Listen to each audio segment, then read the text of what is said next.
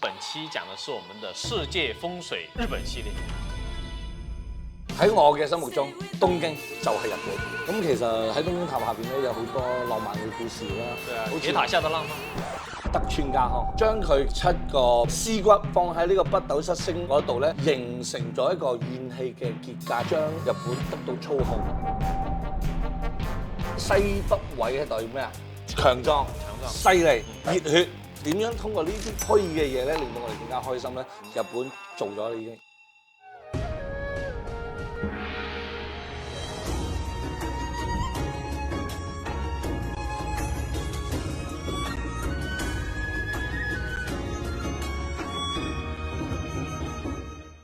2026年就嚟到啦，係時候睇睇自己嘅運勢點行啦。好多觀眾同我問開年嘅運勢啦，都話最緊張嘅就係揾錢、事業同埋健康嘅。其實大家都喺電視度見過我㗎啦，我係風水大師兄。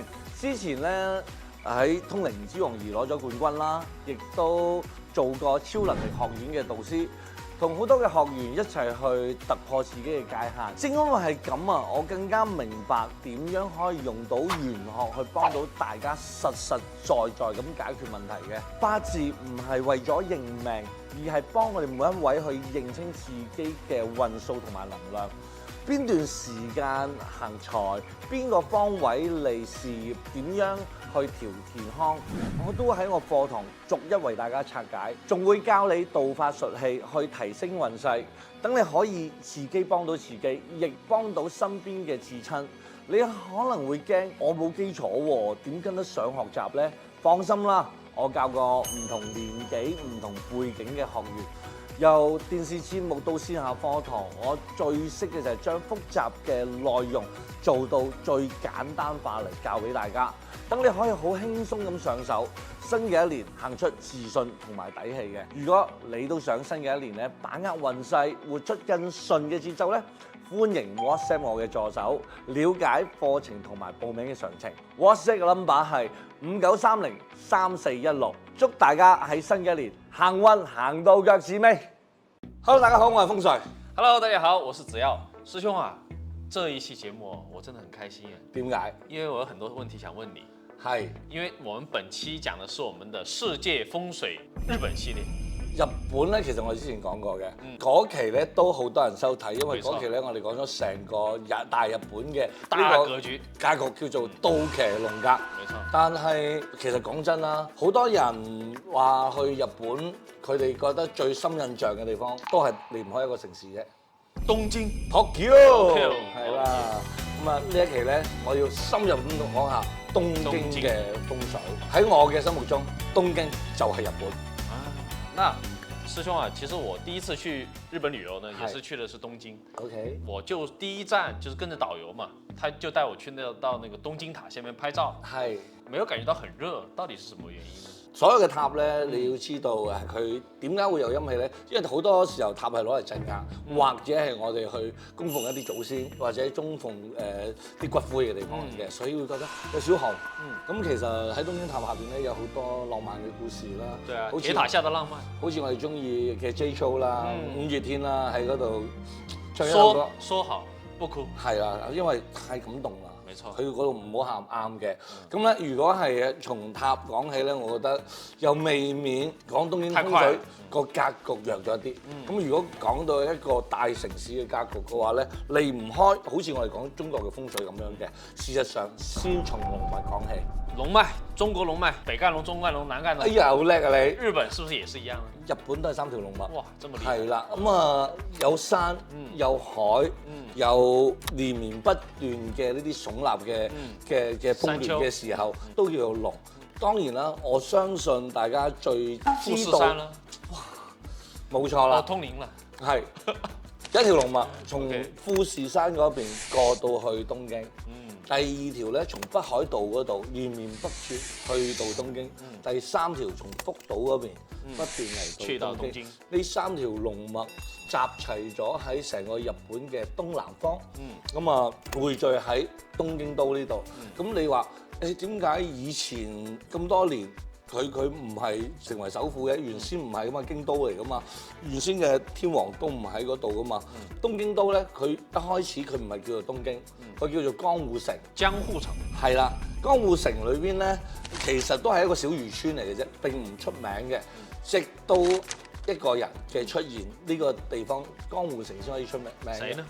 德川家康。哦，很著名的這個戰國時期的人物。幕府嘅係啦，嗰陣時有德川家，其實係冇天皇嘅。喺呢一度咧，我哋想講下咧，就係佢嘅呢個奮鬥史咧，亦都係形成咗成個日本嘅風水，因為德川家康係非常之迷信於呢個風水嘅，所以佢喺嗰度做咗好多嘅嘢。尤其成個江戶城裏邊嘅有個家族叫做土御門家族。土御門家族是做什麼的呢？係安倍晴明嘅後人。安倍晴明也是很厲害的這個陰陽師。陰陽師喎。但係咧，我想講咧，日本人咧就有一樣嘢嘅，好中意去學習原先大唐嘅文化。但係咧有好多嘢過到去咧就變咗半桶水。沒錯。所以就有啲嘢就影響咗佢哋。不過講真啦。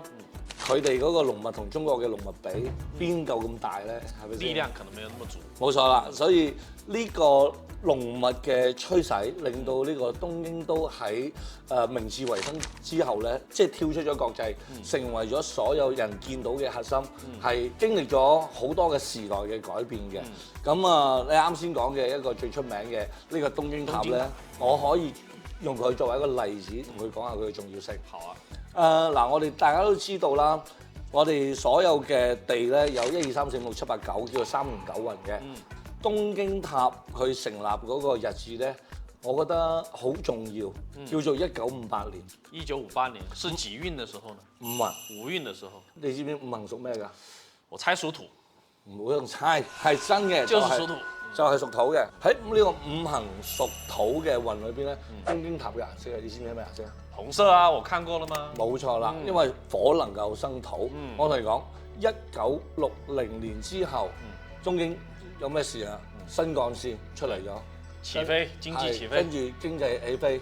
戰後之後舉辦咗佢嘅奧運會，然之後我見到全世界去買佢哋嘅 Toyota、Honda。係，我嗰陣時都係開着隔離屋企嘅 Toyota 睇咗日落。係啊，那你這個從小就吃的這個細糧喎。係啦，冇錯。所以呢個塔用咗呢個火嚟生旺咗成個土，而且佢個地方亦都代表咗成個東京嘅一個核心位置。當然啦，佢喺90年代初嘅時候咧，經濟式微咗，亦都好多辦法去重新去救翻都唔得。直到咗2012年嘅時候咧，係一個我好中意嘅地方啦。喺淺草附近咧有個塔叫做晴空塔嘅。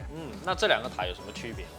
晴空塔都係當時日本政府咧希望佢哋嘅經濟能夠復甦，係啦，喺呢個八運同埋九運即將嚟臨嘅時候咧，2012年嘅時候咧，將佢呢個文昌之氣啊，將佢嘅文化之氣啊，因為咧你知啦，東京都咧都喺呢個東南位噶嘛，冇錯，係啊，跟住包括淺草嗰啲咧都喺東南位，係啊，咁啊相對東京嚟講嘅話咧，晴空塔咧就位於東京都嘅地方咧係東北少少嘅，咁啊東北亦都符合呢個八運嘅位置，咁啊呢個塔咧亦都係好似一個文昌之氣去生旺咗成個東京都。嗰陣時安倍晉三喺度嘅時候都諗住用文旅啊，用好多文化去救呢個國噶嘛。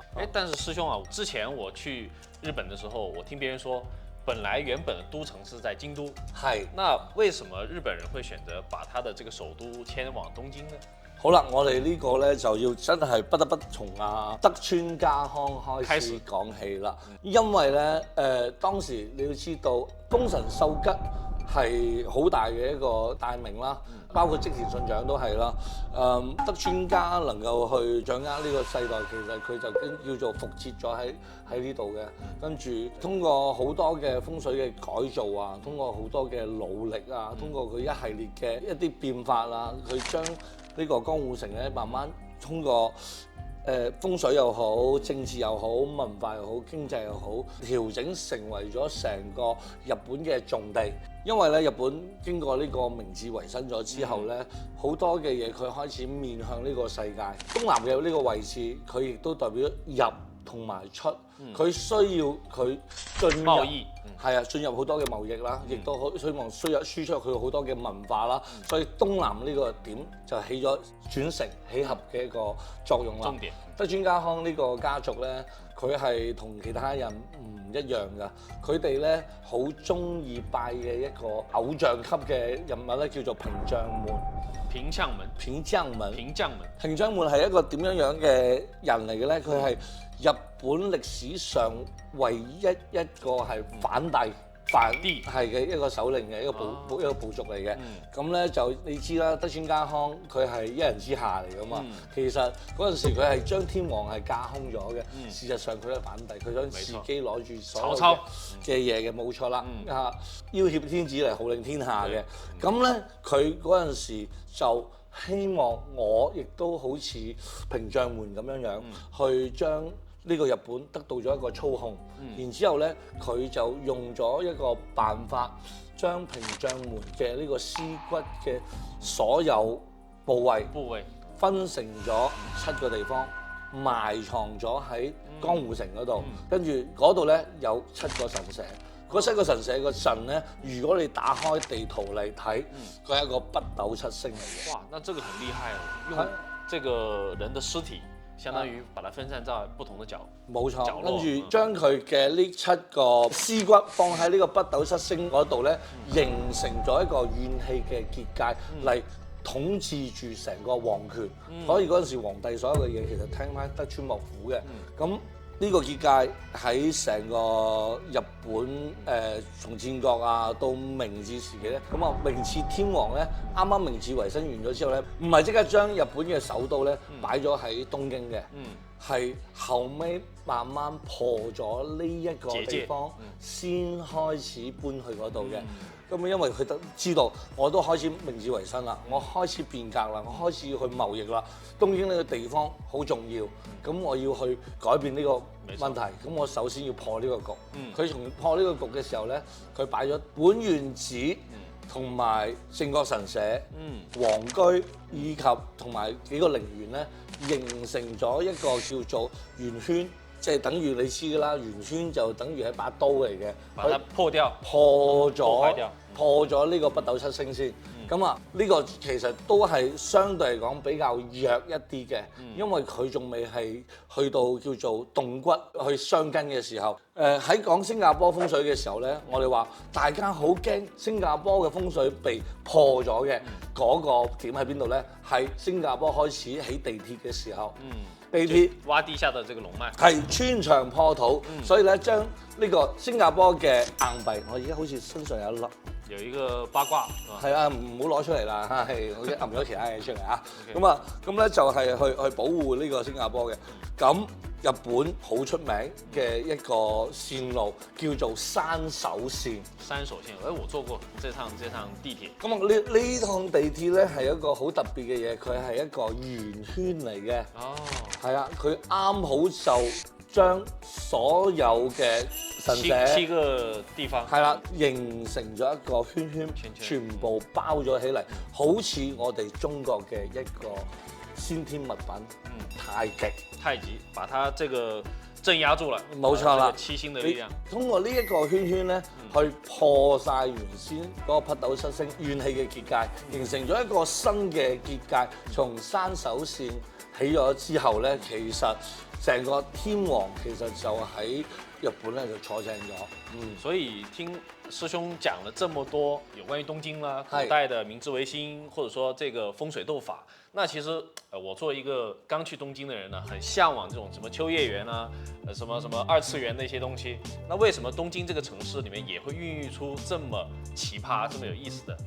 嗱，其實咧佢哋呢個位置咧就係先天性嘅去形成咗嘅，因為呢個東南嘅地方咧屬於一個文昌位嚟嘅。東京都呢個文昌咧就有好多嘅塔去鎮壓啦，亦都好多嘅太極啊，又或者七星陣喺度影響啦。我哋知文昌啦係正常讀書啊，正常嘅呢個藝術啊，但係佢呢個東南風入到嚟之後咧，就由於各種嘅結界嘅影響，佢咧開始變得扭曲啦。你發現呢個氣咧，佢唔係話直接咁衝咗入去喎，佢會變咗幾個點咁樣去散落喎。啱好喺咧呢個太極嘅3個點上面咧，我哋發現咗有好多嘅文化出現咗。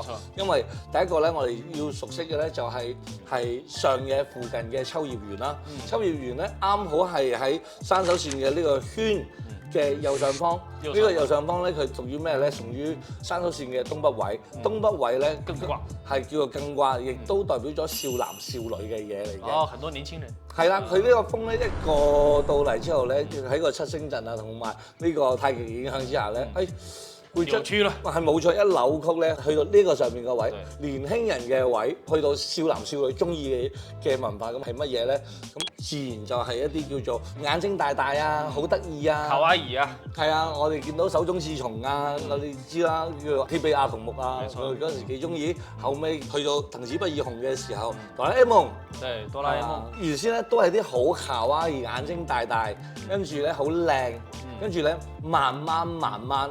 即係你知地雲佢慢慢會去轉啦，變化，再去到另外一個中國最多人居住喺東京嘅地方係邊度？池袋啊，池袋。咁喺池袋嘅呢個西北位係代表咩啊？乾卦，強壯、犀利、熱血，係咪啊？向外，慢慢咧從啲卡哇伊嘅咧，佢變咗嚟龍珠、聖鬥士星矢、北斗神拳、聖鬥士星矢、熱血嘅足球小將。灌籃高手係男兒當入樽，甚至係 Hero 嗰個叫棒球英雄，都會出嚟一啲同我講。係啊，我都係好中意嘅。咁你開始好猛嘅嘢。日本歷史上一開始影響大家嘅動漫其實唔係手塚治虫，唔係藤子不二雄，係慢慢出現咗足球小將。對，灌籃高手。係啦，出現咗櫻木花道。出現咗上杉達也、上杉和也，我前嗰排先睇翻，哇長澤雅美拍翻呢個 Hero，哇我幾中意啊！就你會發現咧，佢偏向邊一度嗰邊度嘅文化咧出嚟，就唔一樣。係啦，同埋如果你得閒去新宿啊、涉谷啊，佢又係另外一個地方嚟嘅。咁嗰度有你啱先講嘅新宿歌舞伎町啊。係啦，咁我嗰啲娛樂業咧，佢都慢慢偏向二次元啲㗎，所以我下次建議你去日本嘅時候咧，唔好直接去嗰啲風月場所，去下啲女僕店。下次師兄帶我們一起去了。係啦，去下女僕店，去下牛郎店啊。牛郎店，這個有點重口味啦。係好適合嘅，所以咧好叻嘅日本人將呢個叫做所謂嘅經濟，佢擺咗喺中間。將啲文化咧變咗喺3個角位嗰度，咁呢3個角位咧，亦都係一個非常之穩定嘅角位。我認為咧，大家如果去日本嘅話咧，其實唔需要睇佢其他太多嘅叫做所謂靖國神社啊、咩明治皇宮啊，呢啲都未必係最需要去睇嘅。如果想去睇咧，不妨睇下佢一啲叫做佢嘅二次元經濟啊，佢一啲年輕人嘅文化，可能佢呢度咧，我哋可以更加見到未來嘅呢個世代，大家面臨住經濟不再發展嘅時候，出生率越嚟越低嘅時候，大家都冇咁上進嘅時候，呢種躺平嘅文化，呢種舒服快樂嘅文化，應該係點樣去影響到我哋接落嚟嘅生活咧？點樣通過呢啲咁嘅虛擬嘅嘢咧，令到我哋更加開心咧？日本做咗啦已經。沒錯，所以其實師兄也剛才講過啊，不一定說要去看一些這種所謂的景點。係。那我一般去日本，我比較喜歡逛唐吉訶德。因為它有很多有意思的小東西嘛。Donkey。對啊，Donkey。所以感謝師兄給我們去分享了很多有關於風水啦、人文啦，包括文化之類的一些故事。那我也希望以後我們的這個風水說道的頻道有更多的粉絲的支持的時候，我們也去日本、去東京實地做一場風水的這樣的一個遊覽。係，除咗東京之外咧，仲有啲城市我哋想講嘅，包括澳洲啦，包括英國啦，仲有南極啦。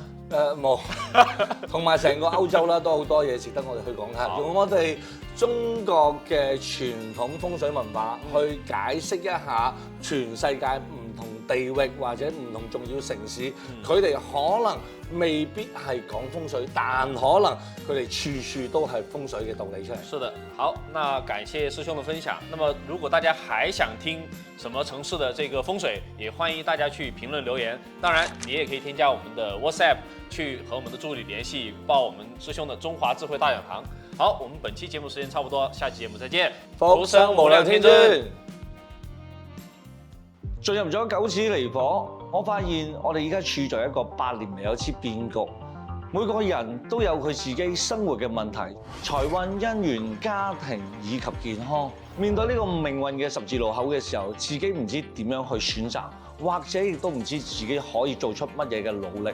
咁於是咧，我決定推出我嘅中華智慧大講堂，通過我哋民族了不起嘅道家哲學思想，通過易經、八字、風水等等嘅道法術器，去解決我哋人生中嘅一次又一次嘅困難。喺我哋面臨命運嘅十字路口選擇嘅時候，做出最優嘅解決方案。